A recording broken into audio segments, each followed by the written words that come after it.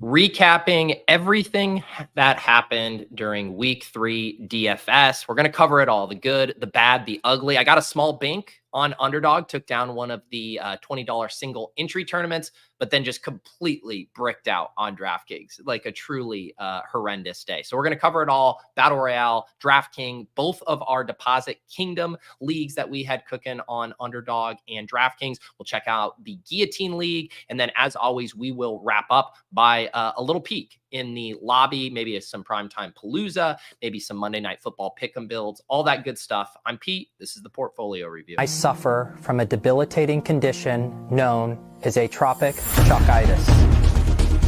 Peter's one of the greatest depositors I've ever seen. Trust the process. Let's go. Let's go. I got auto match with Levitan. This is bullshit. If I just go the other way in that 66, I win all the money. All the money. If I had 150 lineups, I'd win too. Process over results.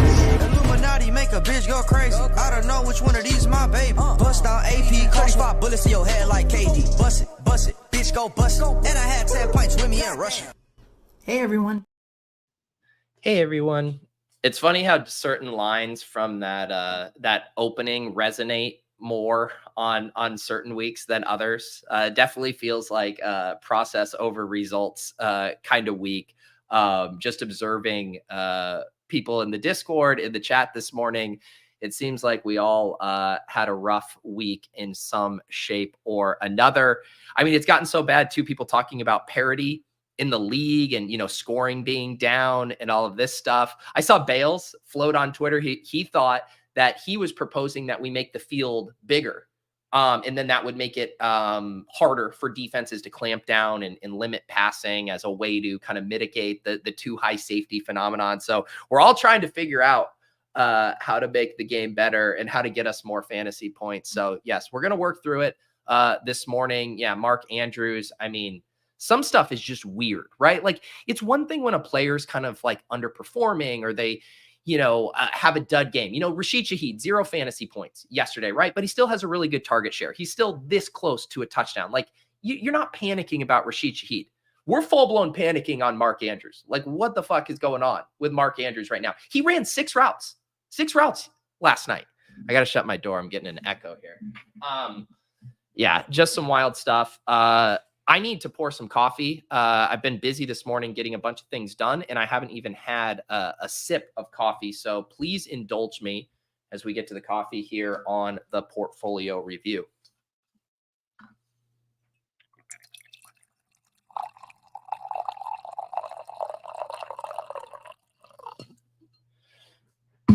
Let's check in on the chat here. Some GMs, Sertan taking down Mike Evans. What is up, Jonathan? Yeah, Cody, a 3rd place Bink. For people who are new to the Portfolio Review, this was it's part of the show's lore, the show's canon. It was maybe 2 or 3 years ago, and I got like 3rd place in a DraftKings tournament. And on the thumbnail, like the text, I think I put Bink or whatever, and there were people who were really mad. They said that was not a Bink. The comments and all of that, and I had to apologize. I'm sorry for putting Bink. I'm not someone that does the bait and switch kind of clickbait, and so I had to really apologize that a Bink is reserved for just 1st place. But then it's so funny, right? Because the Bink I had on Underdog that we'll cover in a little bit, that was in a small tournament. It was a small contest there, so it's a little baby Bink, but you get to call it a Bink because you did get 1st place. Even though the other one was more money, but it technically was not a Bink. So yeah, I learned my lesson the hard way. I don't make that mistake again. And I don't take the word Bink lightly. I understand the gravitas when you put that word out there into the ether. Oh no, this is how down bad we are this morning. This is fine. Says I dropped Jauan Jennings at 12:45 yesterday AMA. You also dropped an A in his name, buddy. Sorry. If I just go the other way in that Ayuk versus Jennings, I win all the money. I mean, what a performance by Jauan Jennings. Just like a casual 45 burger. Jordan Mason chalk flops, Brandon Ayuk chalk flops, and Jauan Jennings goes nuts. Mark Andrews is an elite right tackle. He actually ran 6. If you read JJ's terrific data dump there, please don't try to actually me on JJ's data. Let's see here. Nothing more humbling than DFS. That is for sure. That is for sure. Bink adjacent. Again, we haven't been doing ducks on the portfolio review, but we do bust the ducks out every once in a while when we're all feeling sad and gloomy. We could give a little ducks today. How's that? How's that? That doing good for us? All right, beautiful. All the shows were concerned with Jennings' ceiling. Yeah, it's funny. I remember we talked about it with the Badge Bros on Off and on the Clock, and I was not getting to him in the Battle Royales. I only ended up doing 10 of the dog bowls, but we even brought up, I remember asking them because I hadn't done any dog bowls at that point in the week. And I said, is Jauan Jennings getting drafted in all of these? And they said no. And I thought he was a pretty good play there. He was obviously a good play on DraftKings. He was 4,100. There was some concern that he was going to be chalk. We can take a look at some of these tournament winning scores here in a second and see if that was the case. But yeah, I guess like when it's cost adjusted, I don't think the ceiling mattered quite as much in DFS at 4,100 in the 12-person drafts. Because I think he could have paid off that tag with 15 points. I think it was fair to question the ceiling in the BRs with only six rounds, 36 players being drafted, and you're really having to compete against guys getting insane target shares. Malik Neighbors is going in the 5th round. Amari Cooper is going in the 6th round. It's hard for even a secondary option to have a target share that can kind of compete with those big boys. So yeah, it was definitely an anomaly. I wouldn't go redoing your entire process because of Jauan Jennings. He hit the upper 99.999999999 percentile of his outcomes, and that's just how it goes. Instantly feeling better with the Ducks. All right, everyone's feeling better. Good. What's up, David? A new member on the channel here. Appreciate you. I will always remind you guys, if you are YouTube members, that Hand Builder and Opto Bros tier, you get access to 2 premium shows a week. We do the Sunday morning crams at 10:30, walk through the GPP slate, do ownership surveys. We talk through the best plays at each position. We look at the sims, what kind of stuff is popping there, kind of optimal roster construction. Then we watch inactives news come in, react to that. And then we do a draft, build some pick'ems and all of that good stuff. And then on Saturday nights, I do DFS After Dark, bring a guest on. This past week on Saturday, it was Galen. He is behind the Solver, which is an optimizer simulation tool. They're partnered with ETR and got to kind of go behind the scenes, behind the sims at the Solver. Very fun conversation with Galen. And the nice thing about those After Dark conversations, they're all evergreen conversations. They're not really slate specific. So if you want to go back in the archives, I think you can get a lot of value and entertainment out of those. 2 weeks ago, I just saw Gumby in the chat. Gumby was on the show. I have not booked DFS After Dark for this week, but I have some ideas in mind, and you will always get access to those 2 premium shows. Let's dig into it because we always have a lot of ground to cover. I am going to get my screen share up here. We will start with the GPP review over here on DraftKings. I've been building 3 teams a week. We, of course, have the Deposit Kingdom tournament contest that is now 3 max. So I've been building 3 lineups, tossing them all in there, and then putting them in the other single entry contest. The Spy, the Red Zones are the ones I normally like to play. And I took an absolute bath yesterday. My lineups were Snowflake City, incredibly rough stuff. But what we do around here is we pick up our chins and or we keep our head up and we review these lineups. So the lineup I ran in the Spy, and this was the lineup I most bullied the sims on. A couple of the lineups I'm kind of cherry picking stuff that's grading out well that I like. This one, I was kind of swapping in some plays I wanted to get in. This ended up being a Dak Prescott double stack, Dak Prescott to CeeDee Lamb and Jake Ferguson. I brought it back with Rashad Bateman. I think it was Meat Gazer, which saying that name out loud with a straight face, it was Meat Gazer in the cram chat that brought up Rashad Bateman as a value play. And then I took a look at it. I pulled up the Fantasy Life utilization report. I was looking at his routes and snaps, and then I was looking at his projected ownership and his price. And I was like, you know what? Rashad Bateman is in play here. So thank you for that idea. I did end up using him. He scores a touchdown here. So I do bring it back with Rashad Bateman. I played Jordan Mason. And then I kind of got in just basically 3 plays I wanted to play. I was like, all right, Rachaad White, I thought was going to be a really nice value at his price tag and ownership. So I had him at running back, and then 2 wide receivers I wanted to get in. Of course, Jackson Smith and Jigba. I thought he was going to maybe get squeezed in this mid-range at 5,400. And then Jameson Williams at 5,800. We ended up making him our gold star lock on the cram. That did not work out. 9 receptions, -7 rush yards there. And then we played Titans defense. So, Dak Prescott gets there, 32 fantasy points. Jake Ferguson was fine when you consider the overall landscape at tight end, getting 15.5 points there. But CeeDee Lamb, when you pay, 8.8K for CeeDee Lamb, and he only puts up 9.7 points, and Justin Jefferson up there at the high end has a good game, you are already really battling uphill. And then Jordan Mason, 60% chalk. That flops 10 points. That's not going to be enough at that ownership. JSN had a kind of muted game here, despite the passing game looking all right. Just never really got pushed by that Miami team. So there was a lot of Charbonnet in the second half there.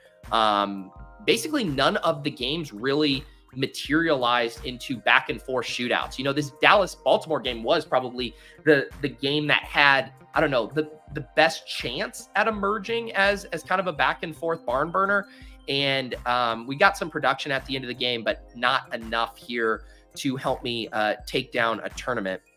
I do want to look. I haven't looked at one of the first place lineups in the SPY and seeing what, Jauan Jennings ended up coming in at. So yeah, Jauan Jennings was 15%. That's not bad for what I would consider, good chalk, right?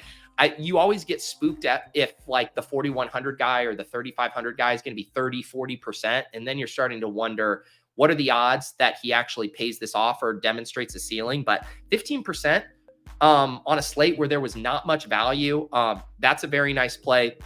This team ends up having the same double stack I did. Okay, so this is a portal into what my team could have looked like. Dak Prescott with CeeDee Lamb and Ferguson. They bring it back with Derrick Henry, which ended up being the way to bring it back on Baltimore. He drops 33. They eat the Charbonnet chalk, but even at 24%, that's not bad. Charb's at 24%, drops 25. They have Olave in on the mid-range, and then they go double tight end. This was the other kind of huge win here. Goddard and Ferguson, and Goddard drops 30. So they have a little mini correlation with Goddard and Olave, and then they play Bears D. But yeah, this lineup, pretty much all about just nailing probably the two biggest stories on the week in Dallas Goedert and Jauan Jennings. And you ship the SPY. So congratulations here to Dobby. I noticed Ship My Money over there from the in-game syndicate. Let's take a look at his lineup.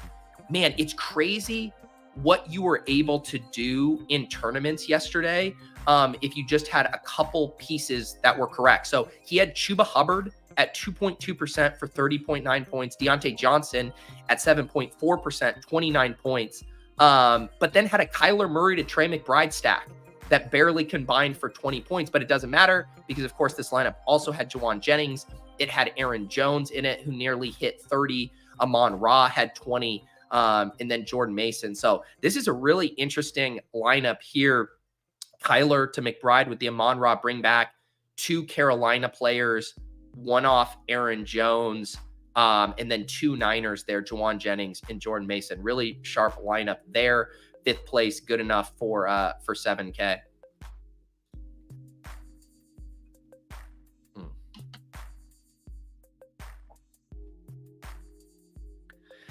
Yosh says, never thought I'd say it, but I might be done with DK. So much to do on UD and need to make bankroll decisions.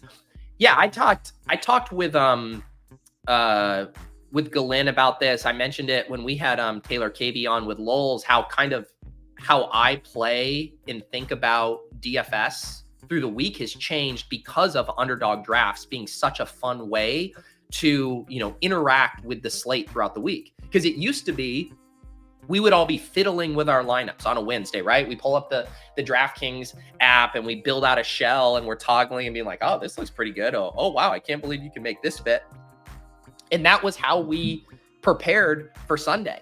And it actually ended up being kind of a dicey thing, right? Because we would often get anchored to our early week decisions, things we liked, and then information would change. Ownership would change. Projections would change. Inactives would come in. The slate would sometimes get flipped on its head. And it's sometimes really hard to pull yourself out of that framework with the new information because you've essentially fallen in love with a lineup or a style of build earlier in the week. Well, now that Underdog is here and you can draft teams, and the second you draft it, that team is done. It's locked. There's nothing that you have to worry about with it. There's nothing to go back and change. It's made it that much more fun of like, I don't have to worry about the DFS slate until Sunday. When most of the news is coming in, as inactives are coming in, you can run lineups after lock and you actually come in without any preconceived notions. It's like easier to move off of your priors if you haven't established any hard and fast priors. So this is a long way to say, I really enjoy the combo of it. Like drafting all week. Obviously, it's a different game. It requires different strategies, but then you come into lineup building on Sundays and you kind of have a fresh perspective. You're not anchored to perhaps old, irrelevant information.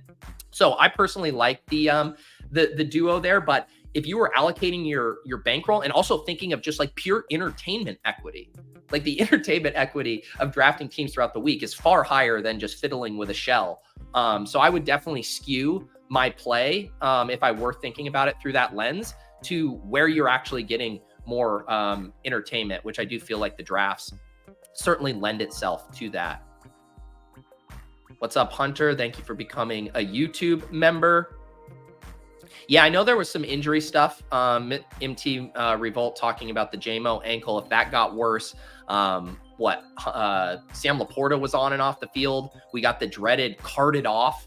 And then he was back, but then limping around.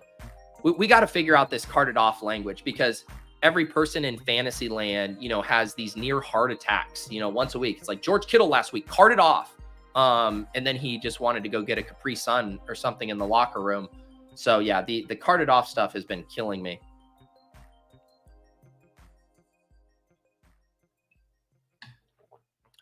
Yeah, in the double tight end on that winning team, it is funny when we think about, our brains like to gravitate to trends, right? And a clear trend right now is the entire tight end position flopping, right? It's like you're scrolling through the tight end plays and you're like, this guy's too expensive. This guy might be a stone zero. I'd be lucky if I got 3 targets for Johnny Munt. It's bad out there. So to have the stones to say, not only am I going to pay up in the mid-range for a $4,600 tight end, I am also going to flex a tight end. And that really paid off nicely there. Ends up getting 55 combined points for a little over $9K in salary there from the tight ends. Let's go look at a couple of other lineups here. I'm going to head over to the Deposit Kingdom because I toss all my lineups in here. The other 2 lineups I ran in the smaller SPY, the first SPY I showed you was the 4,444 entries. They also had the 2,000 sized contest. And then I had another one in like super small field stuff, like contest around 500 or 600. Both of those were onslaughts. And one thing we were talking through on the cram show on Sunday morning is I was building different types of lineups in the optimizer. So I was like, give me a bunch of lineups that were skinny stacks, give me a bunch that were doubles, give me a bunch that were triples. And then I even did a batch that was onslaughts. And so that would have included up to 4 players from a single team, including running back, wide receiver, tight end. And then I was simming those out in different size contest fields. And normally my intuitive thought is those onslaughts work the smaller the contest is, so that they get increasingly better. but I was simming these onslaughts out in the big spy with 4,000 plus entries, and they were grading out really, really well. So I was like, all right, it seems like there's a few teams this week where the value is lining up to full-blown onslaught them. And that ended up being two of my other lineups here. The ownership percentages are always going to be slightly wonky in the Deposit Kingdom contest because our crew ends up not being maybe exactly representative of a normal GPP field. But I'll read this first team here. This was a Houston Texans onslaught. CJ Stroud, Cam Akers, Nico Collins, Tank Dell, and Dalton Schultz. And this was one of the lineups that was grading out well no matter what field size I was simming it in.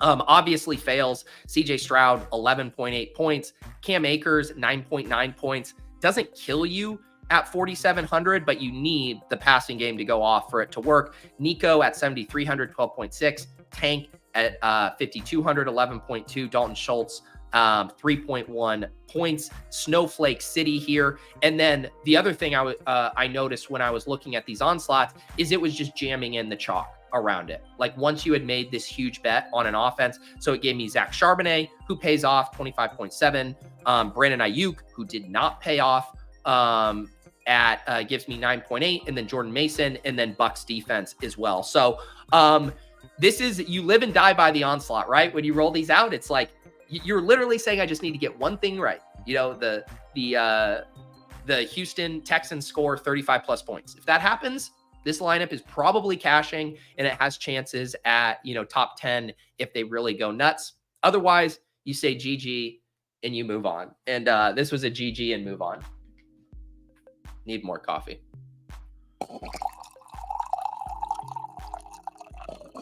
I'll quickly look at my other lineup here, and then we will check out who took down the Deposit Kingdom Weekly League. I'll mention, as always, this is a rake-free contest that DraftKings hooks us up with. I made it bigger to 750 entries this week. It's still filled, I believe, by Thursday. I hear that this link is getting circulated in other non-Deposit Kingdom Discord, so it's maybe filling slightly faster. But here's the deal. If you want to be in this tournament, I tag people in the Deposit Kingdom Discord on Tuesdays when I post it. I will try to make it bigger this week. We'll continue to make it bigger until DraftKings tells me no. But just make sure if you want a spot that you get in Tuesday, Wednesday, because it has been filling. And we were able to get up to a $1,000 top prize this week. And the link, it only exists, at least from my doing, in the Deposit Kingdom Discord. I don't put it anywhere else. Not in a newsletter, not on Twitter, not in YouTube description. You got to be in the Deposit Kingdom Discord, link down below, and I post it in the announcements section. All right. The other onslaught I ran was a Saints onslaught. One of the things when we were kind of talking through on the cram, it didn't seem like people were that interested in playing the Saints. I remember asking the chat, how many people are in on Kamara? Were people going back to Shaheed at 5,300? So I kind of liked that angle. And so very similar makeup to the Texans one. I had Derek Carr, Alvin Kamara, Chris Olave, Rashid Shaheed, and Foster Moreau. All of these guys were, I would say, pretty moderately owned, or, I guess owned probably at a rate, reflective of their probabilities of hitting here. You weren't getting any major discounts. Derek Carr, 15%, Olave, 25, Shaheed, 26, Foster Moreau, 8. This was absolute snowflake city. I mean, the score was 3-0 at the end of the third quarter here. Derek Carr, 8.98 points. Chris Olave, 20.6 points. Rashid Shaheed, 0 points. Foster Moreau, 1.2 points. And then again, this one did actually get a bring back in. The Texans one didn't have a Houston bring back. This one got in Devontae Smith, 14.9 points, fine, but not smashing at a $6,900 price tag.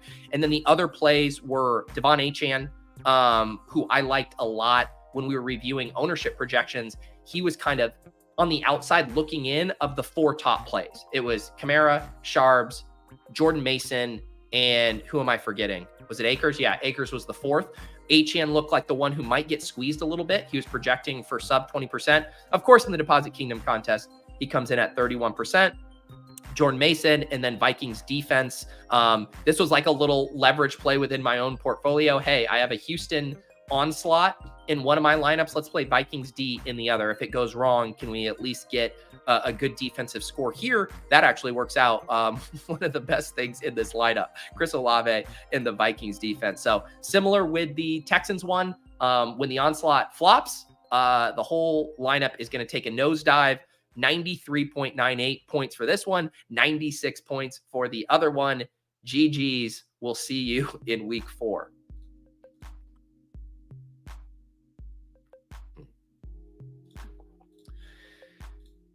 Shaheed is so volatile. MME is the only place, in my opinion, where he makes sense. I'll push back on that. I think the thing about Shaheed is his target share and his role is actually more reflective of a higher floor option. He had a 21.7% target share, and he's now hit a 20% target share each week this season. That's not a volatile profile. That's actually a pretty high floor profile.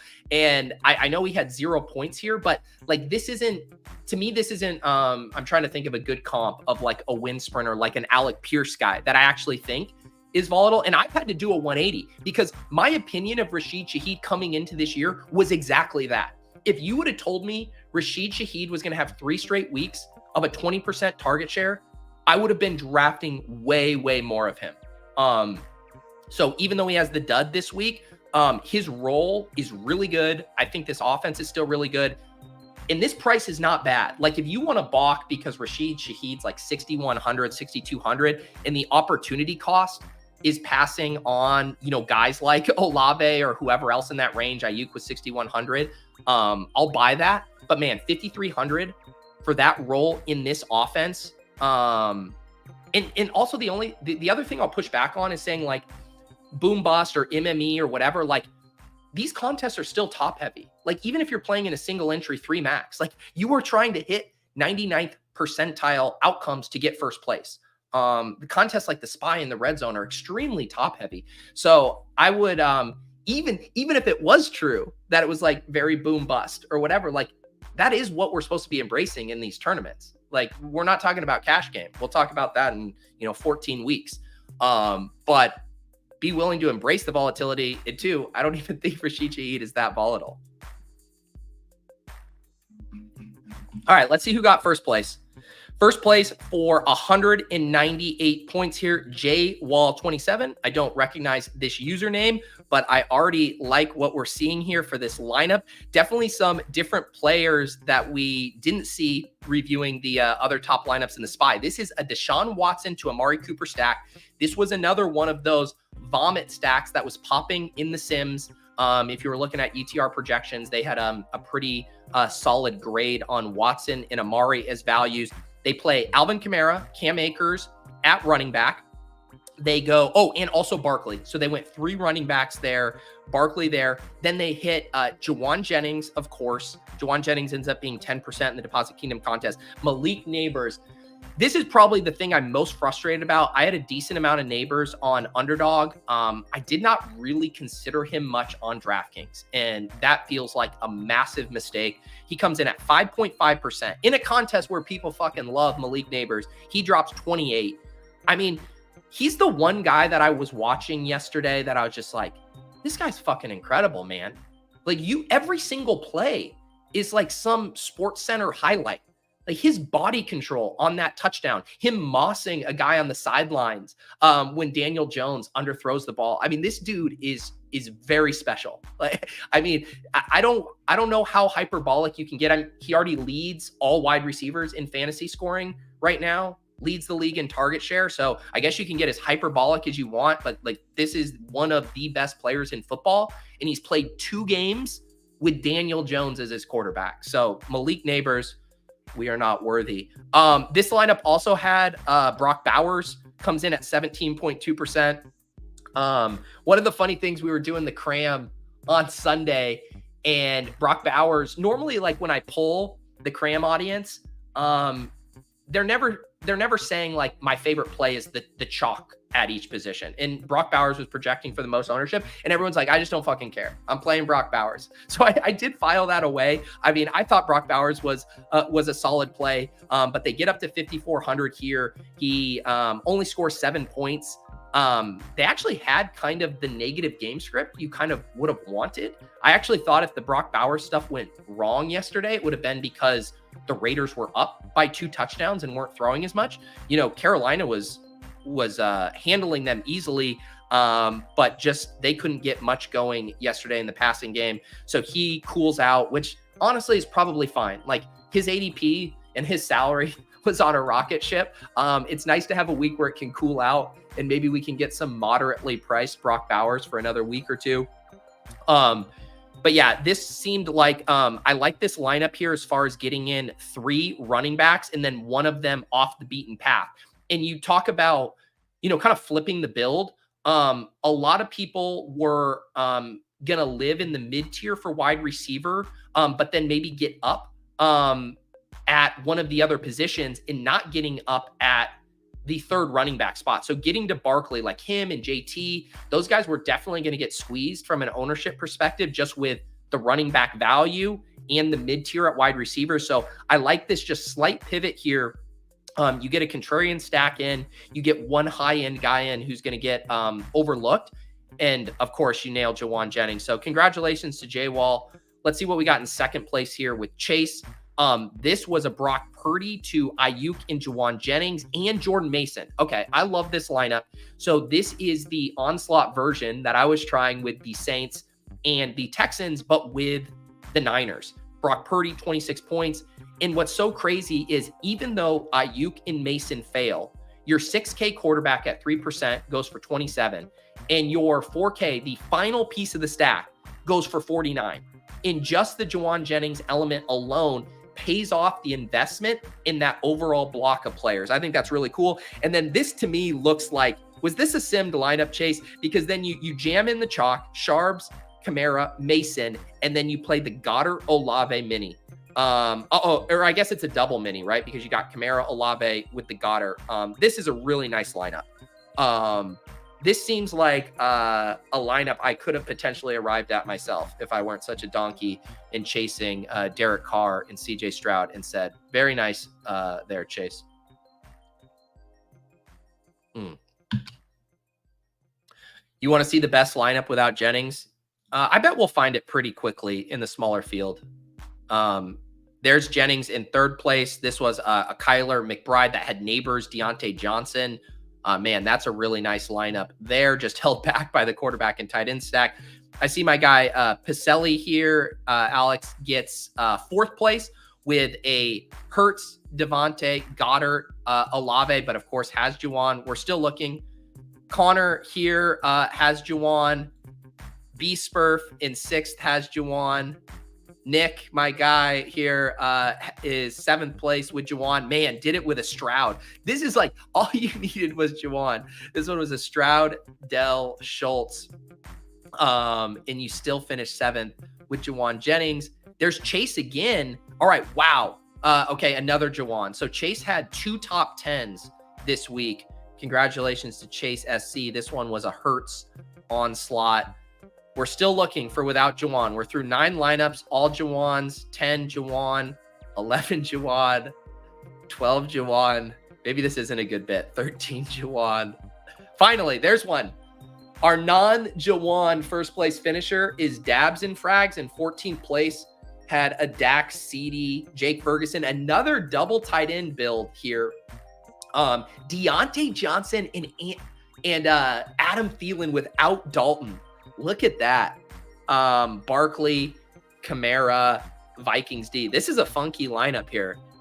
You get the double stack, no bring back. You play 2 Carolina pass catchers. You play 2 Saints. And then Barkley with the bring back. So really just kind of playing 3 games. Dallas, Baltimore, Philly, New Orleans, and Carolina. Basically 1 game and 2 other offenses. Interesting lineup there. So basically, if you didn't have Jauan Jennings yesterday, you pretty much didn't have a prayer at getting a top 10 finish. the jump scare. What's so crazy? I mean, how many points did Dalton finish with yesterday? I mean, Dalton would have been would have been a sick play. Man, this DK Live stuff is always borked. So yeah, Dalton was the second highest scoring quarterback. 319 yards, 3 TDs. I was writing up the Fantasy Life newsletter. I do a reactions piece every week. What was the stat on Andy Dalton here? He's the only player in the NFL this year to clear 300 plus passing yards and 3 TDs in a single game. Just again, one of those we know nothing moments. It's like through 3 weeks, you tell someone back in June, you say, imagine how many guesses if you gave someone, you said, all right, it's June, sit down, and I'm going to give you, I'll give you $1 million, and you get 30 guesses on who is the one player in the NFL through 3 weeks, travel into the future, we saw what happened, to clear 300 plus passing yards and 3 TDs. Are any of you guys winning that $1 million? You get 30 guesses on June to answer this trivia question. Is anyone guessing Andy Dalton? Because I guess this is what I would do. Now I'm really going down this rabbit hole. I'm thinking there's something fishy about this person telling me that I get 30 guesses. Maybe the GTO way to handle this is you don't guess a single starting quarterback, because you're like, they're trying to trick me into naming every starting quarterback in the NFL. And you start going down the list and they're like, nope, nope, nope. And then you're like, shit, I blew all my guesses. What if it's a backup quarterback? It's a fucking backup quarterback. So how you win? You just won $1 million because you used a little bit of game theory and you realized the way this question was worded was pointing you in the direction of a backup quarterback. You start listing off all the backup quarterbacks. You laugh as you say it. You're like, Andy Dalton? The banners come down. The banners come down. There are streamers. There are balloons. Mr. DraftKings, I don't know who's administering this bet. I come out with $1 million check. Andy Dalton, how did you know? He's the only player in the NFL this year to clear 300 plus passing yards and 3 TDs in a single game. I don't know how we got down that path. I guess what I'm learning is if I were to do this, if I were a time traveler, I'm going to say you get 15 guesses. I think if you say 15 guesses, no one ever gets it. I don't even have to take out an insurance policy on this $1 million thing. But if you say 30 guesses, someone's getting it. I just learned a valuable lesson here. All right. Let's move on. Let's head over to the Battle Royales.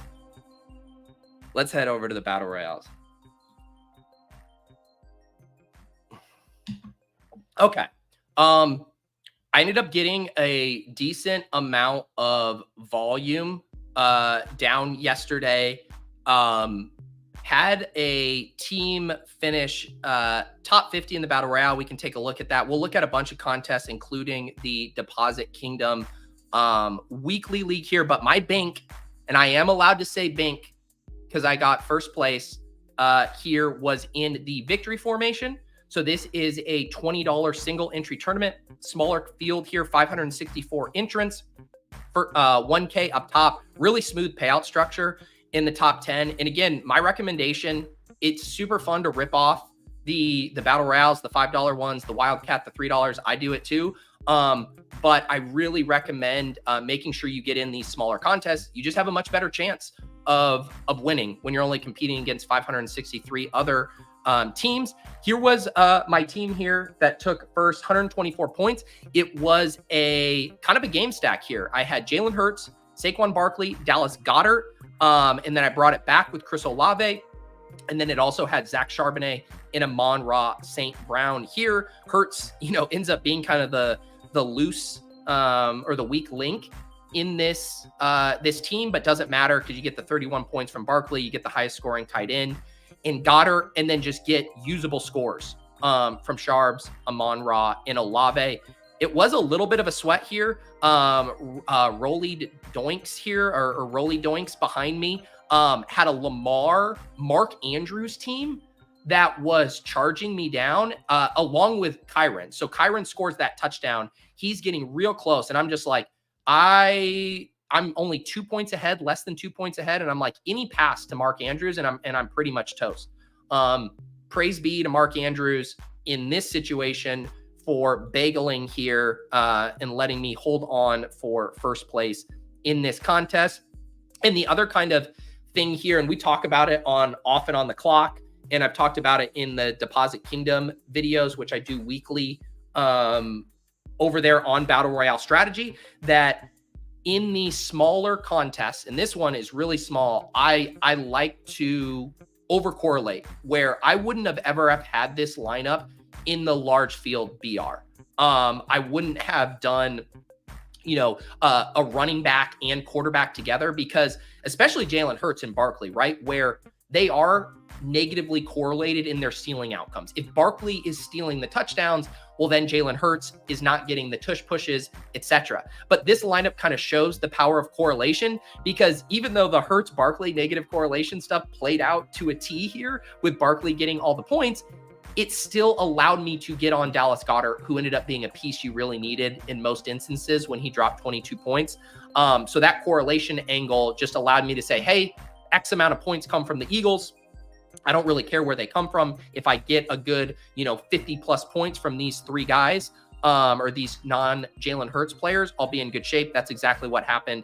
And the other thing is I don't get too crazy with the scroll down plays in these 560 person contests. Like I'm taking the plays that I think project the best once I've kind of gotten that correlation that I like. So Charbonnet, I thought was undervalued. I got him at pick 31 in this. I thought he was projecting more like a late second round, pick in these contests. And then Olave was just kind of a bring back here. I took him at 19. This team was slightly fortunate just because I was able to get some ADP values at the 6-7 turn. Barkley, whose ADP was 5.3, fell to me at 6. And then Amon-Ra, whose ADP was 4.8, fell to me at 7. So I was able to get a Barkley Amon-Ra combo here. And then from there, did Charbonnet and just filled it out with a game stack. Hurts, Goddard, Olave, and Barkley. So that team works out nicely. And again, I do think you can kind of calibrate your draft strategies based on the size contest, because I wouldn't have done this. I don't even think in the fullback dive or the contest that were maybe like 2,000-3,000 entries, I would have done like the Jalen Hurts Barkley in the same way I wouldn't do like an Anthony Richardson and Jonathan Taylor. But in the sub 500 person contest, I think the kind of over correlating, specifically in this meta of the NFL where there's so few offenses going off, so few teams that are putting up large scores, if you can land on the one that does, you'll be happy to take the points in any which way.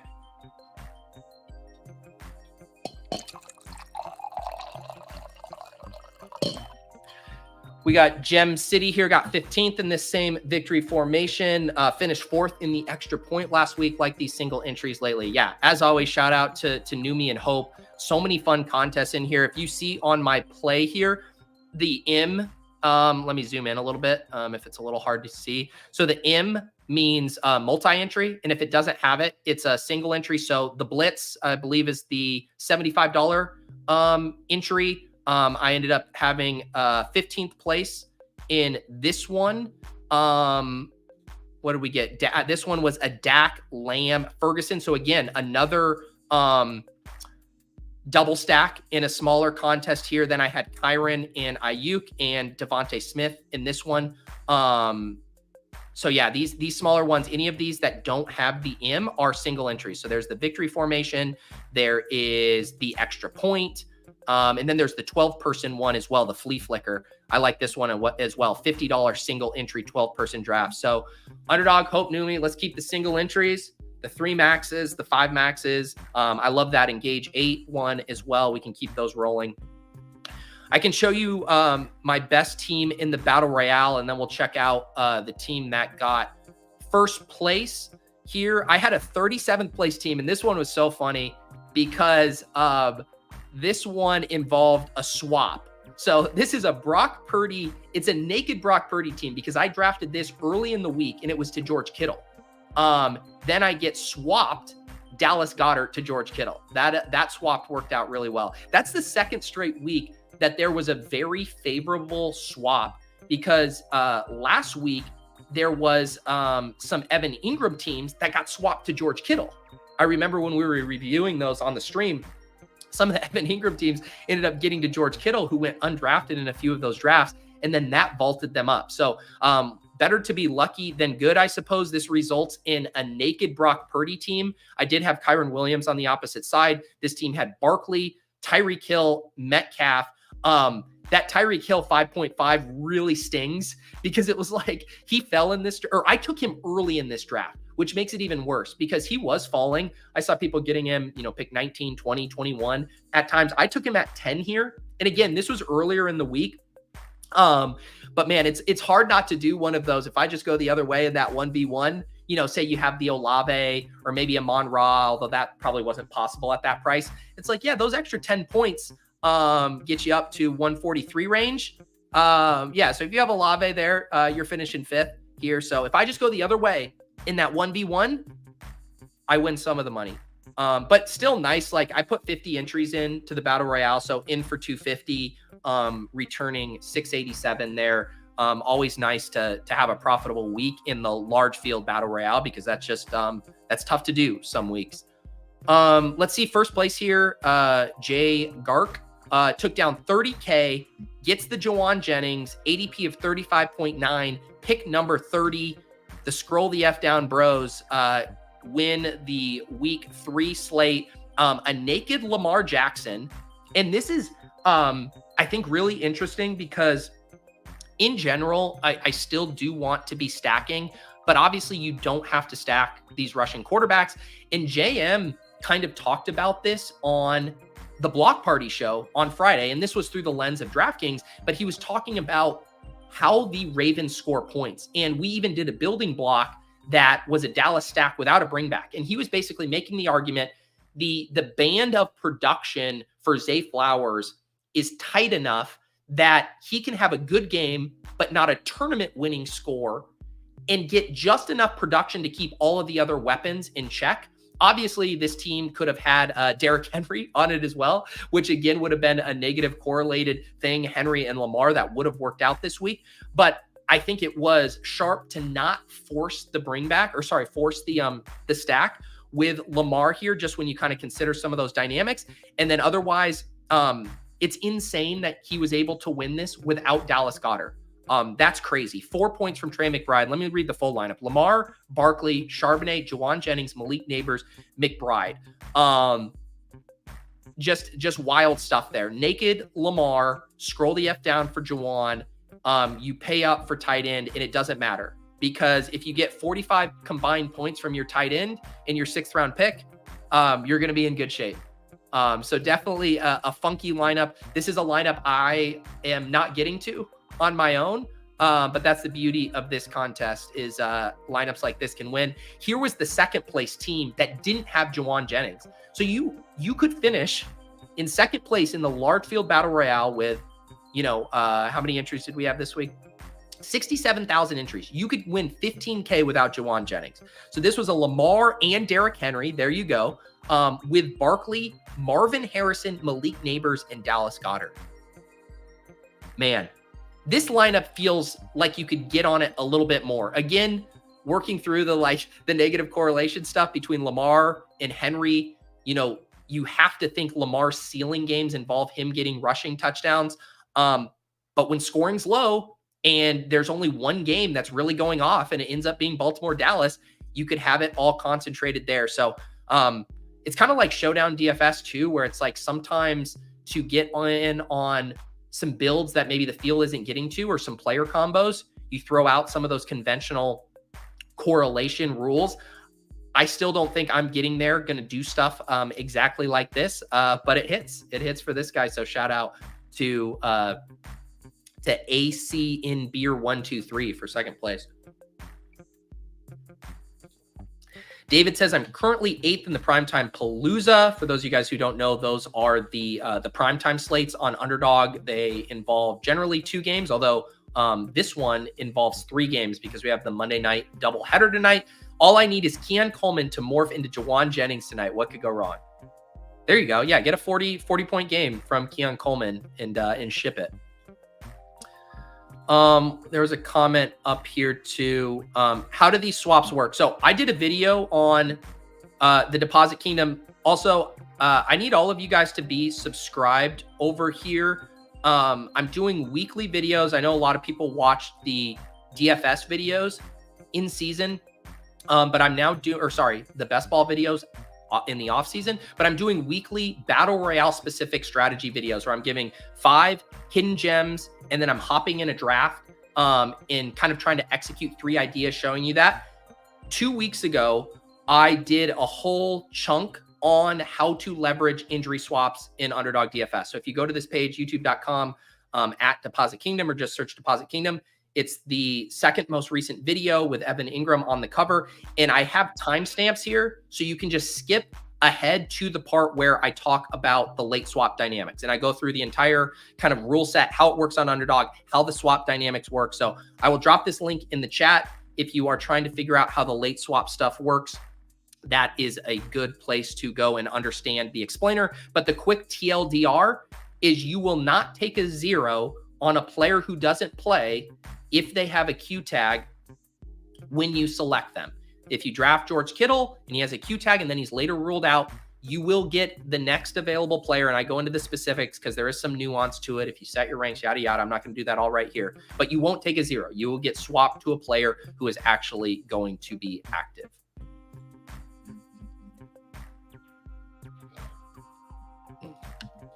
All right, let's see here.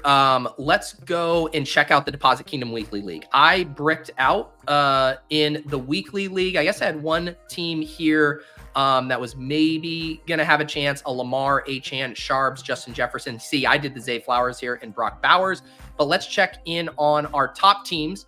We have Matt Guerin, 88, has a Lamar, Derrick Henry. There's that combo again. JT, we should talk a little bit about JT. Amon-Ra, Nico Collins, and Dallas Goedert here. So again, not much on the correlation front as opposed to this bet on Baltimore. Then had one off Amon-Ra, one off Nico, one off Dallas Goedert, one off JT. JT was an interesting one to me. Him and Kyron Williams were really falling in drafts. I was taking him at pick 36 in some of the battle royales on Sunday morning. I actually messaged Nez and John, and I was like, no one wants to click Jonathan Taylor this morning. This drafter took him at pick 19, obviously pays off that draft tag. But then you could get him much later in some drafts. That was kind of one of those classic, the field worries about the matchup, and yet the volume is still so good. I mean, we can go look at Jonathan Taylor's target or running back share here. 87% of the snaps, even heading into this week, his snaps had dropped, but he still had 75% of the rushing attempts. Had a 13% target share last week. I mean, this is one of the best roles in football as far as a single running back. And I think you just always want to have those guys as part of your portfolio when you're not having to pay a premium for those touches. We were having to pay a premium for Jordan Mason's touches this week. And I get why. I mean, he projected for a massive, market share of the rushing work for the Niners, but so did Jonathan Taylor for the Colts. And then the matchup kind of scares people off. And I think that's always kind of a dicey game to play there. And so getting JT here at a value works out well. Nico Collins, the 7th pick. So basically goes Amon-Ra, Nico. Those guys don't even go nuts here. You only get 27 points from your first 2 picks, but you hit on Taylor, on Henry, on Goddard. GG, Matt, for taking down first place for 1K. For those of you who want to play in this Deposit Kingdom Weekly League, this goes live every Friday at 3 p.m. Eastern. It goes live while we're doing Off and On the Clock. That's a Friday show I do with the Badge Bros. We draft a team when this pops up. It has been filling by Saturday morning. I'm going to see if I can get Hope to make it a little bigger this week. We've been at around 1,100 entrants. Maybe we could get it a little bigger. But if you want to get in, I would basically make sure you get your 3 entries in by Friday evening, because sometimes you're going to wake up on Saturday and it's going to be close to filling. All right, EW here got 2nd place. Here's our first Jauan Jennings sighting in the Deposit Kingdom Weekly League. We have Kyler Murray to Trey McBride.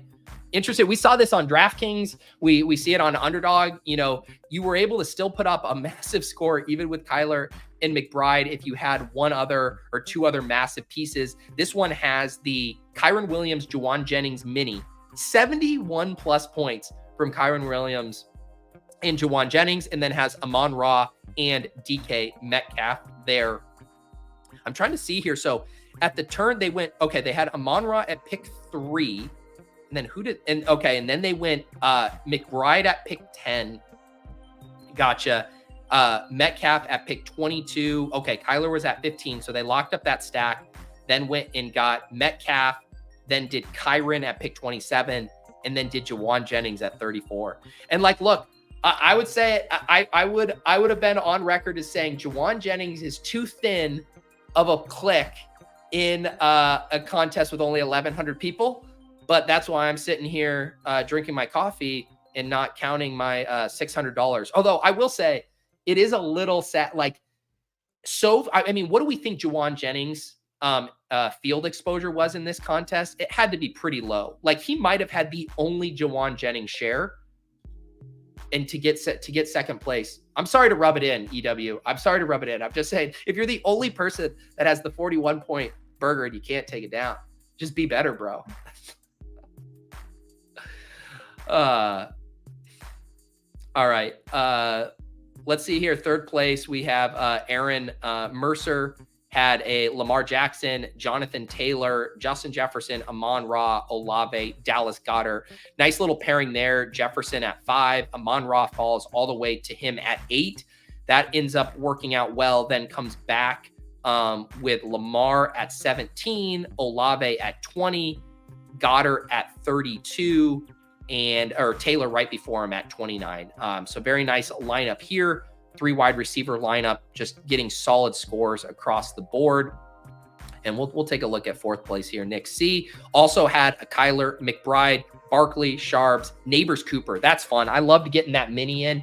I rolled that out in a few of my Battle Royale contests. I ended up having, I think, some of my other ones that finished near in the cash line here were, Deshaun Watson to Amari. This one didn't have that many. I thought one of mine in here had that mini correlation.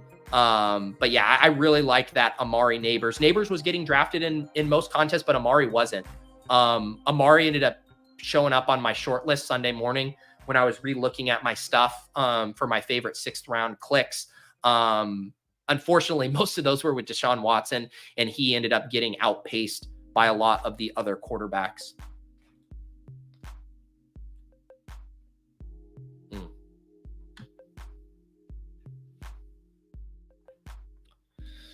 This is a fun question. Zach says, compared to, say, poker, what would you say the skill-luck ratio is for these contests? I actually think it's comparable to poker in the sense of if you're playing tournaments, right? Like if you're playing, the main event, how many entries did the main event have this year? What are they at? Like 9,000, 10,000 entries? Or, I mean, if you're playing like a turbo tournament where the blinds go up, whatever, and the variance, I think it's probably comparable. Again, the tournament sizes and the payout structures, I think, are going to go a long way if you're trying to compare apples to apples. But I think it's a pretty fair comparison where it's like you can get it in with the best hand. You can get it in with the highest projected lineup, but there still is going to be variance. Someone is going to suck out on the river. Someone is going to flip over the cards and have Jauan Jennings. And if you're exclusively playing tournaments in poker, you are going to have wild swings.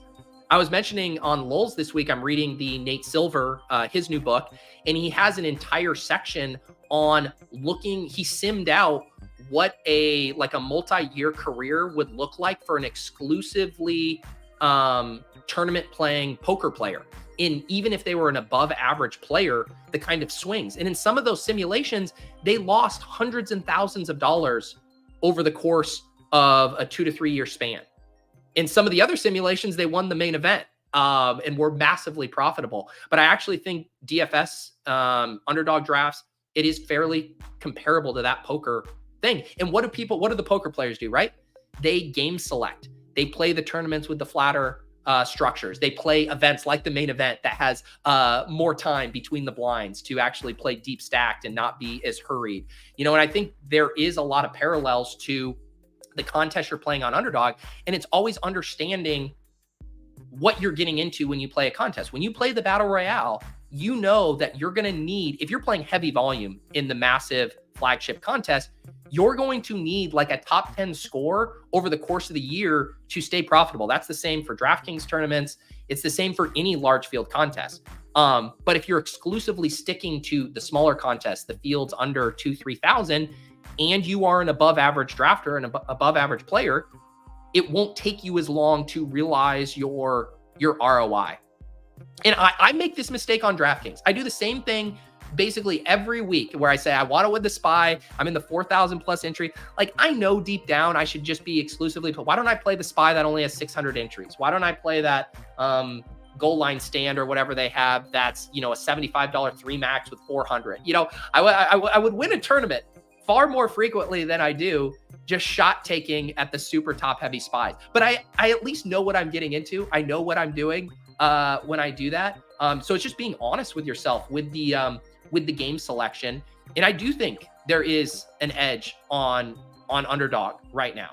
How long that will last as the field gets sharper. There's more and more people making content this year. I've been stunned to see the amount of Battle Royale content relative to last year. But yeah, check out the Deposit Kingdom videos, watch the Badge Bros, watch Off and On the Clock, hang out in the Deposit Kingdom Discord where people are talking about the slate. And then make sure you're dialing in your contest selection. I also think I've mainly been talking about the 6-person drafts. I mean, the 12-person drafts are so fun. And I think a lot of the Battle Royale content, myself included, is focused on the 6-person drafts right now.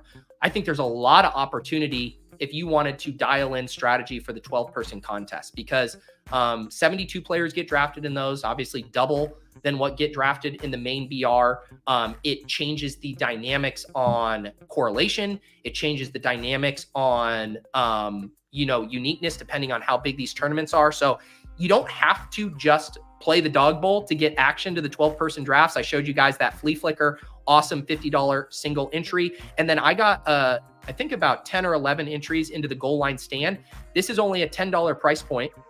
I did not do well here, but this is a contest with only 3,360 entrants, 12-person draft. So if you are talking about, just pure entertainment equity, you're getting a little bit of a longer draft for your $10 here. You get to go 6 rounds and a really nice payout structure as well. 6K to first, 3K to second, 1K to third. And you can see that the quality of lineups often involve more. I'm just putting my foot in my mouth as I say it's going to involve more correlation, and then I pull up a lineup that's a naked Dak Prescott. Dak Prescott here in the goal line stand: Barkley, Henry, Jauan Jennings, Deontay Johnson, and Sam Laporta.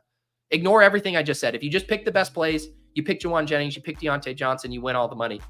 I guess a better point would make is certain players that aren't as viable in the 6-mans become very viable in the 12-mans. Like, I didn't think Jauan Jennings was on the menu in the 6-person. Very much a good play in the 6th round of these 12-person contests. And Deontay Johnson, again, Deontay Johnson probably was drafted, I don't know, sub 1% in the main BR, but was a very solid 7th round or 6th round pick in these 12-person contests. So different strategies also opens you up to a different player pool that you can realistically access and not be sacrificing too much point projection relative to the 6-person. So yeah, there's so many different offerings on Underdog right now that I do think that would be the way to go. And if you were specifically ROI hunting, play the niche games where there isn't a ton of content.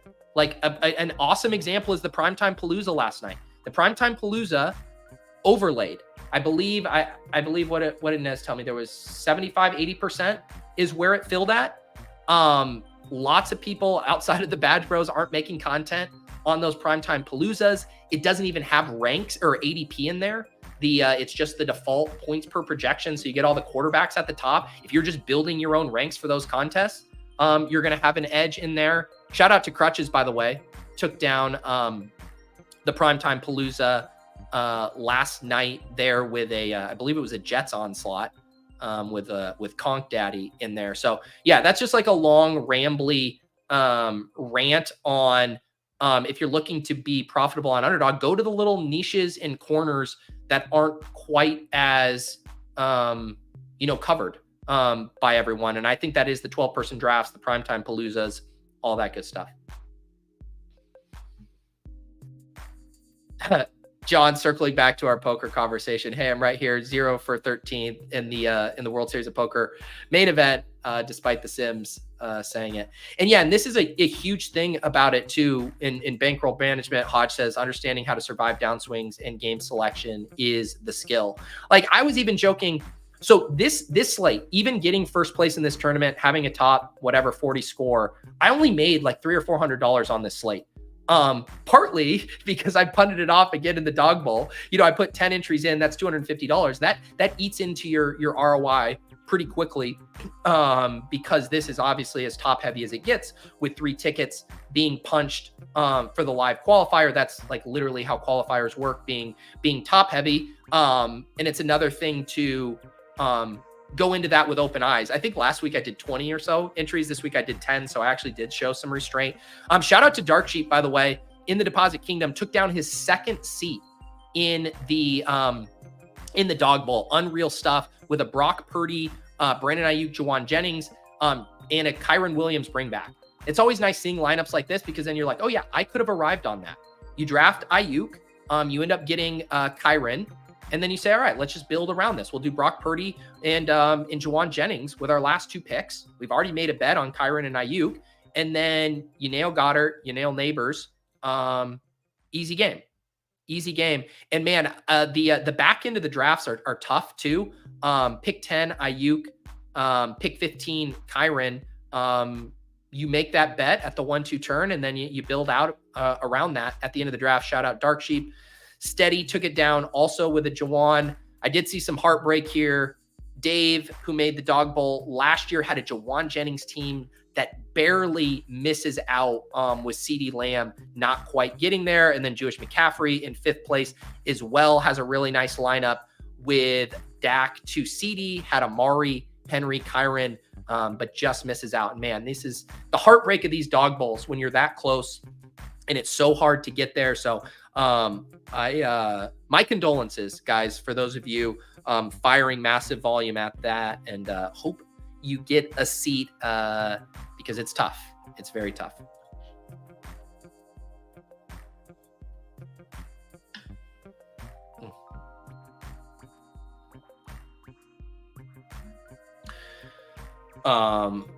Congratulations, Sheep.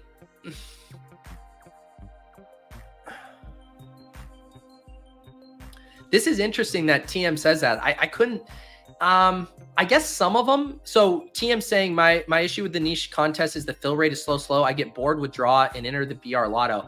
I guess, I don't know. What I do is I enter, and then while I'm waiting for it to fill, I do a BR or whatever. And man, I can't think of a contest. The one that took a little while was, my Blitz, the $75 single entry. But here, I'll tell you one simple trick. In the Deposit Kingdom, you're in the Badge Bros channel, you're in the NFL Best Ball channel, you're in the Ship Chasing channel. You just pull the Jewish McCaffrey and say sprint, 10 of 12, need 2 more, and they get filled fast. There are people in there. I see Easy was getting DeBombs filled earlier this week. I'm telling you, you can go get these contests filled very quickly if you just let people know, hey, there's a group of us that are going in to do this draft. Do you want to help me fill this quicker? But I have the opposite take. I've found the drafts to fill surprisingly fast, and I just do a battle royale while I'm waiting for one of the bigger ones to finish. So yeah, I don't know. I haven't found that issue. Did I earn the goat horns for your badge? I need to look at that. Let's see here. Why it won't let me? Why won't it let me have the goat horns? You took down a battle royale. You're the goat, and your beard looks great. Let me in. Let me in. Give me my goat horns. Apparently, I don't have access to my goat horns right now. Yeah, we'll look at some BBM5 here in a sec. I think that wraps it up for the Underdog stuff for this week. Yeah, I can't recommend enough. Watch the Badge Bros throughout the week. Watch Often on the Clock. Fridays at 2:30 p.m. Eastern, where we run through the whole slate, and then watch the weekly Deposit Kingdom videos. If you do those things, I think you'll be in good shape for attacking the slate. I'm going to use, as we head over to Best Ball here, shout out to PD Donovan, who has his bbmdb.com leaderboard up and running. Just so many fun ways to kind of review your lineups, review the field, watch live scoring. You can look at various player combos. You can drill down into all kinds of specific roster options. And yeah, it's very fun for reviewing it. This is my advance rate right now, like right at expectation, advancing 25 of 150 teams at 16.7%. You know, the start of the season has been very good for my kind of the top end of my portfolio. Zach Charbonnet was my most drafted player. I can go into my my exposures to kind of show you that, but then I'm going to show you a really funny thing about my Zach Charbonnet. Where are we here? Drafts completed. Or sorry, active. Jeez, I'm struggling here. Here we go. Let's go into here. Let's go into exposure, and I'll just pull up Best Ball Mania because that's kind of the easier thing to do right now. All right. Best Ball Mania. All right, so my top players, Zach Charbonnet, 22%. Neighbors, 18%. I do have Chase Brown in there. Yuck. Brock Bowers, my fourth drafted. So like a really nice start for my top end exposures. But I'm going to show you guys something that I could not believe. So yesterday, Zach Charbonnet's crushing. I'm like, he's my most drafted guy. He has to be kind of like carrying my portfolio right now. Let me look at my Zach Charbonnet teams. Everybody take a guess. What do you think my advance rate is on my Zach Charbonnet teams? I'm advancing 25 of 150 at 16%. Like, what do you think my just Charbonnet teams advance rate is? Because I'm about to blow your mind. I think my guess would have been like, I don't know, 25%. Like the Charbonnet teams doing pretty decent. Oh God. Yeah, some of your guesses are good. All right, let's see. So Zach Charbonnet, my highest drafted guy, who's had multiple. Oh, I guess this did update. It's gotten better. Last night when I looked, it was at 3%. Right now it's at 10%. Maybe the scoring just hadn't fully updated yet. But that is just wild to me. My, 11th round pick, 12th round pick, who's crushed, and his teams have a below average advance rate. Oh, sorry, that's non-rostered. Yeah, thank you for that. I knew it wasn't 10%. Thank you. Here, this was the number that blew my mind. 8 out of 33. Okay, now it's higher. This whole bit, last night I looked at it and I don't think it had refreshed. It was at 3%. So maybe the Sharps scoring hadn't refreshed yet. Take it all back. The Sharps teams are about expected here. 8 of 33, 24%. Whatever. One of my best teams is the team I drafted in the Deposit Kingdom with Ron Stewart.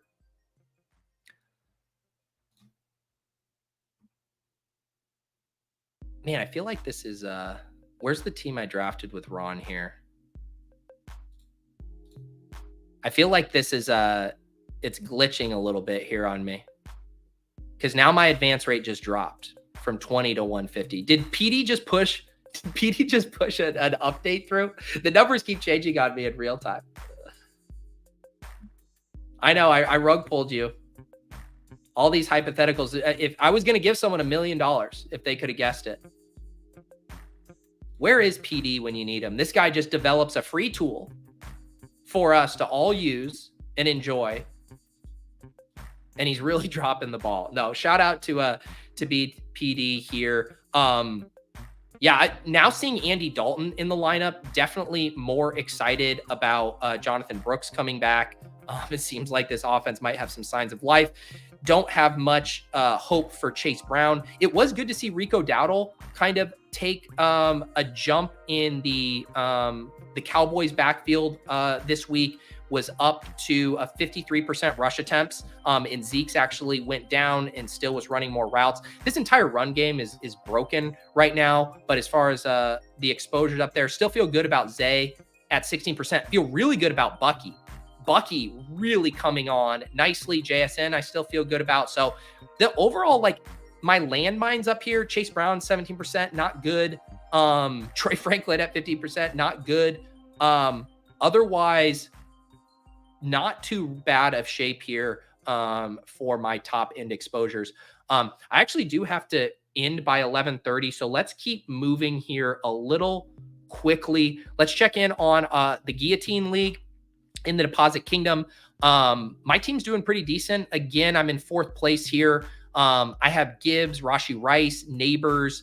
I'm not even going to mention Kyle Pitts here. So continue to get some nice scores that keep me at the top. It looks like Tom is on the chopping block tonight. Our guy Tom T-Strack over from the Fantasy Sanctuary, although he has a lot of guys going tonight. So if we look by actual points, he's in last. If we look by projected, he is going to finish in 2nd. It looks like Purple Gang is sweating Tom charging with this Jaden Daniels, Terry McLaurin, T. Higgins stack. Let's see what Purple Gang has going on here. Oof. Yeah. Jalen Hurts, 10.3 from Ramondre, 7 from Tyreek, 6 from Swift. Did get 9.7 from Kate On. So this is going to be a good sweat tonight. It's about what? 35 points Purple Game needs to fade. Daniels, McLaurin, Higgins do not feel like a lock for 35 points. So this will be a fun sweat to watch here in the Deposit Kingdom Guillotine League. Let's since we only have about 13 more minutes left, let's do a couple things for Monday Night Football. I know we got some pick 'em boosts in here, and then we'll wrap up. Let's do it. We'll do a Primetime Palooza real quick here first. This is the Monday Night Football and Thursday Night Football, so we're going to have 3 total games here. We'll do a draft and then build a pick 'em and then get on our way. So this is what I was saying earlier about the Primetime Paloozas. They do not have ADPs. It's literally just sorted by projection, the default kind of underdog projection, which makes it nice for kind of looking through and looking at the strength of a slate. Quarterback looks very strong here. Allen, Burrow, Dak, Jaden, Lawrence. So I have no problem waiting on quarterback. Running back looks pretty weak. Cook, ETN, Moss, Robinson, Singletary. I guess it's so-so. Actually not as weak as I thought. It's just more flat. We don't have any of the like Bijan level bell cows at the top. Cook and ETN probably in a little tier of their own. Wide receiver, decent. You know, if you're getting Lamb, Chase. I mean, Higgins going ahead of Neighbors is egregious, but that's neither here nor there. Tight end is extremely weak. Dalton Kincaid, Jake Ferguson, and then you're into Brenton Strange and Mike Gesicki territory. So I guess my snap takes are, have no problem waiting at QB. Don't really mind going a little later at running back. Wide receiver seems like what I would want to prioritize at the top because you're into Keon Coleman territory pretty quickly. And then tight end, it's like, just try to correlate it, I guess. Kind of a gross slate. This is actually a good question. I did want to check my my big eliminators as well. Let me actually do that while this is going here. I'll make my picks because I actually haven't sweated that yet. Oh, I'm on the clock. Let's see here. Lamb goes 1. I think we'll do Chase. I think I want to get one of the high-end wide receivers. All right, let me see how my big elims are doing. Where are they? Where are you, eliminators? There we are, down here. Big eliminators. Looks like I'm holding on. I'm in a 2nd, an 8, a 5, an 8, and a 10. So, this one is dying. Love, Daniel Jones, Drake May, Bijan, Pacheco, Chase Brown, Zeke, Jalen Wright. So need some Chase Brown. Oh man, this one got ravaged by injuries. This one's in rough shape. Looks like I might lose one. Let's see. I think we might just double stack. Let's set up the double stack. Assuming Chad lets us have it. I would assume he would want Dak. The question is, will people take naked Joe Burrow? I think I just have to. Or do I grab Singletary here and see if no one... Okay, so B-Smurf already has a quarterback. We got Draft Cheat in here. We'll see if Draft Cheat would take a naked Burrow.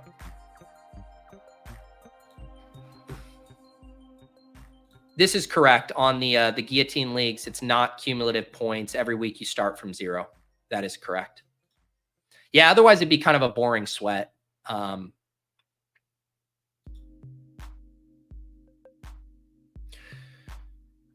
The tight end here, pretty big drop off. Let's see. Chad's going to go Dak with CD. So I think we keep pushing it here. Yeah, I think we grab Jake Ferguson. There's another drop off there. We'll see how far we push this. So this is Chad did it. I knew it. I played. So you're telling, seriously, Chad, you have CD Lamb and Brian Thomas? Or is he autoing? He's probably autoing. Whatever. We could still do Dak with Ferguson. It's fine. It's just funny. Do you think anyone has lost all 5 big limbs yet? I bet. Maybe someone who did like really concentrated exposures or basically tried to do the same strategy in all of them. All right. Our last pick here, running back, wide receiver. I kind of like doing maybe like a little scroll for a Dallas double stack. Maybe Tolbert. That seems right. A little scroll for Tolbert. So then we get, basically we have 2 stacks. One's with, so we have Dak to Tolbert and Ferguson with a Singletary bring back. And then we play Chase and Higgins versus that really bad Washington secondary. Don't mind that team.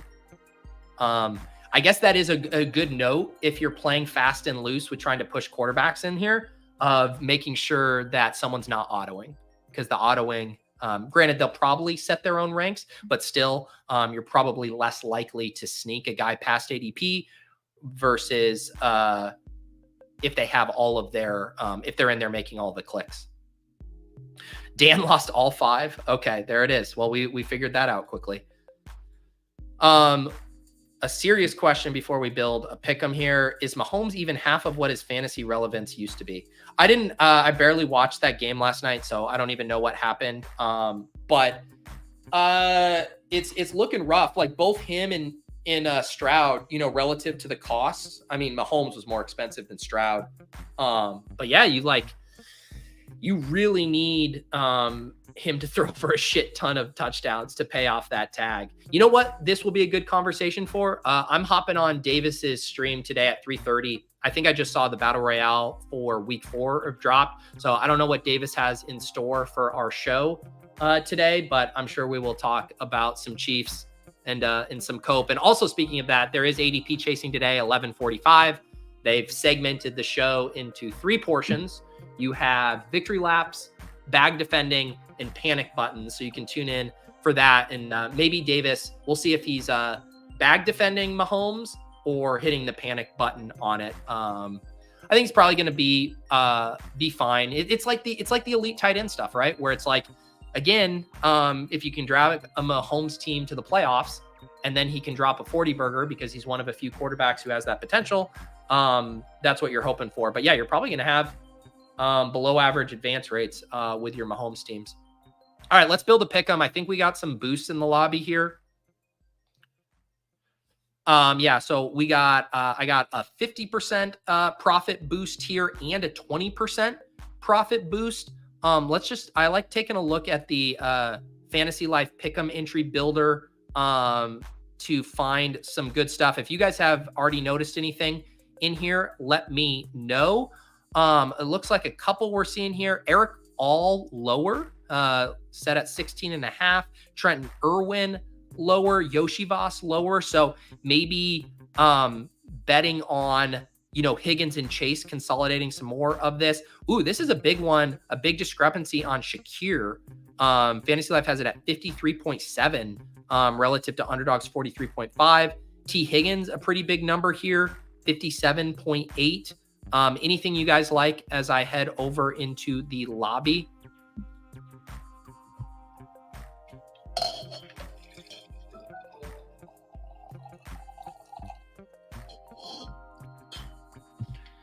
Kincaid lower on A-Dot. This seems like a fun one to look at.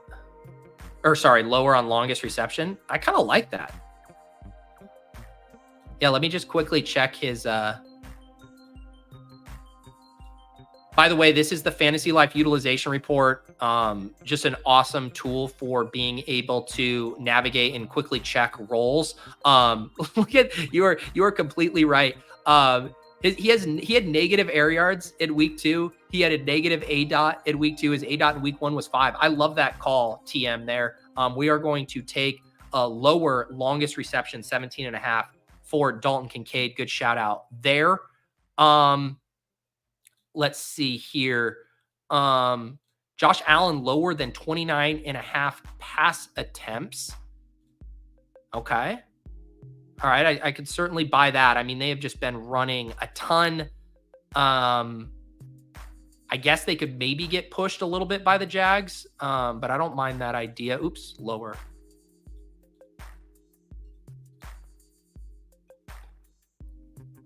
I kind of like, maybe this is, should we make the haterade here? Let's see.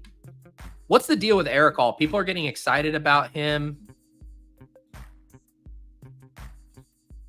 I guess I should go Eric instead, because Eric All doesn't even have photo.